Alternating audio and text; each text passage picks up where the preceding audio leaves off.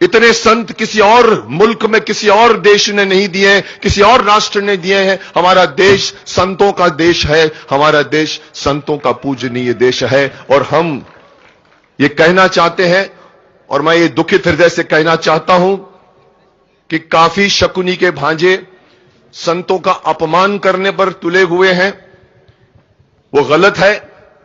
इसीलिए मैंने चक्रपाणी जी से कहा था कि आज मैं विवश नहीं हूं, मुझे सच्चाई आपकी तरफ नजर आ रही है, इसलिए मैं आपकी तरफ आया हूं।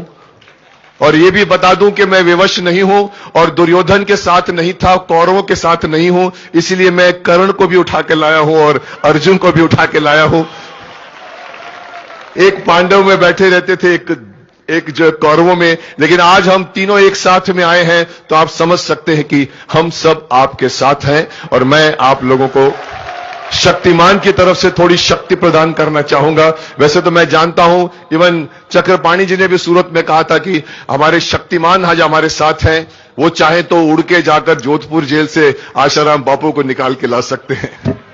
परंतु फिर वही परंतु, उन्होंने बहुत अच्छा कहा कि आज के युग में आशाराम बापू जी खुद सबसे बड़े शक्तिमान हैं। मैं इनकी व्यथा देख रहा हूं। पुत्र, मैं आपको बताऊं, कलयुग, हम द्वापर युग में थे, कर्ण द्वापर युग में था, अर्जुन द्वापर युग में था। ये जो युग होता है, जब कलयुग में युग पहुंचता है तो 3 पैरों पर, युग हमेशा 4 पैरों पर खड़ा रहता है। सतयुग में 3 पैरों पर धर्म होता है, 1 पैर में अधर्म होता है। त्रेता युग में 3 पैर के बाद 1 पैर पर, 2 पैर पर अधर्म घुस जाता है, 2 पैर पर धर्म रहता है। और आज कलयुग में 3 पैरों पर अधर्म का वास हो गया है, 1 पैर पर सिर्फ धर्म का वास है। इसीलिए आज आपको सत्संग की आवश्यकता है। सबसे बड़ी चीज आज जो जरूरी है, अच्छे लोगों के साथ उठिए बैठिए। मैं देश के बच्चों को कहता हूं, संगत अच्छी रखिए। कलयुग में अधर्म, बच्चों की लैंग्वेज में मैं उन्हें बताता हूं कि किल्विश का अंधेरा नहीं छाएगा। मुझे आज भी बच्चे पूछते किल्विश कब मरेगा, और किल्विश तब मरेगा जब लोगों के अंदर का पाप निकलेगा। और आज अंधेरा अपना राज फैलाने की कोशिश कर रहा है। जगह जगह आप देखते हैं संतों के साथ किस तरह का व्यवहार किया जाता है। मैं ये इसके पूरा खिलाफ हूं। मैं यही कहना चाहता हूं कि आप देखिए, एक अमेरिका में हमारे देश की एक राजनयिका को अमेरिका ने उस पर आरोप लगाया, उसके बाद उसके साथ जो ट्रीटमेंट हुआ, उसके खिलाफ पूरा देश खड़ा हो गया है। हमारे विदेश मंत्री खड़े हो गए कि हम इस अपमान का बदला लेंगे और अमेरिका को झूठ इस बात के लिए माफी मांगनी पड़ेगी। मैं कहता हूं, पुत्र, ये संत हमारे संस्कृति के राजनयिक हैं। ये हमारे संत समाज, हमारे संस्कृति, हमारे परंपरा के राजनयिक है। इनके साथ क्यों नहीं आप स्पेशल ट्रीटमेंट देते? क्यों इन लोगों का सम्मान नहीं करते जिस तरह से आप एक राजनयिका का सम्मान करना चाहते हैं? ये उसी सम्मान के अधिकारी हैं। इनके साथ कोई भी व्यवहार करे तो उसके अंदर वो एक इज्जत रहनी चाहिए जिसके ये हकदार हैं। इसलिए मैं कहूंगा, मैं देख रहा हूं आप लोगों की शक्ति विशाल है, आप भक्तों की शक्ति का मैं देख रहा हूं। मुझे जरूरी नहीं है शक्तिमान की मैं कोई शक्ति आप लोगों को प्रदान करूं, क्योंकि आप पहले से ही शक्तिमान हैं और आपके अंदर जोश है और आप आगे बढ़िए। मैं आप लोगों के साथ हूं। भीष्म पितामह आप लोगों के साथ है, मुकेश खन्ना आपके साथ है। जब जब आपको मेरी जरूरत पड़ेगी मैं आप लोगों के साथ आऊंगा।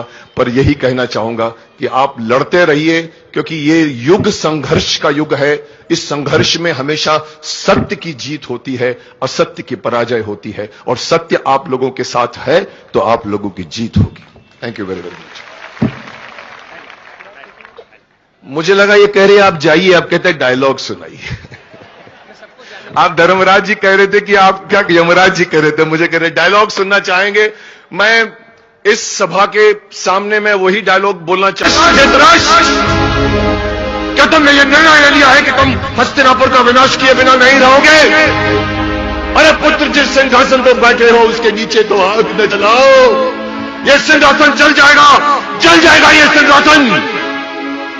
पर मुझसे भूल क्या हुई है तातश्री? भूल, यदि तुम ये नहीं जानते कि तुमसे क्या भूल हुई है तो तुम राजा बनने के योग्य नहीं हो। वो एक व्यक्ति जो तुम्हारे सामने सर उठाकर सच बोल सकता था, तुमने उसे भी निकाल दिया। अरे मूर्ख, सत्य चाहे कितना ही कड़वा क्यों न हो, सत्य फिर भी सत्य होता है।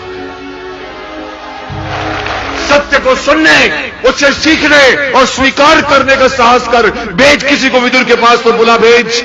यदि वो नहीं आया तो हस्तिनापुर में फिर कभी सूर्य उदय नहीं होगा।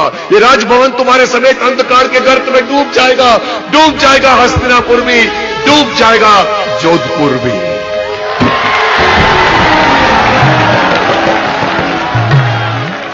बहुत बहुत अभिनंदन है, बहुत बहुत आभार है परम माननीय श्री मुकेश खन्ना जी का। मुकेश खन्ना जी के विषय में मैं बता दूं कि बॉलीवुड में रहते हुए, आज के आधुनिक समाज में रहते हुए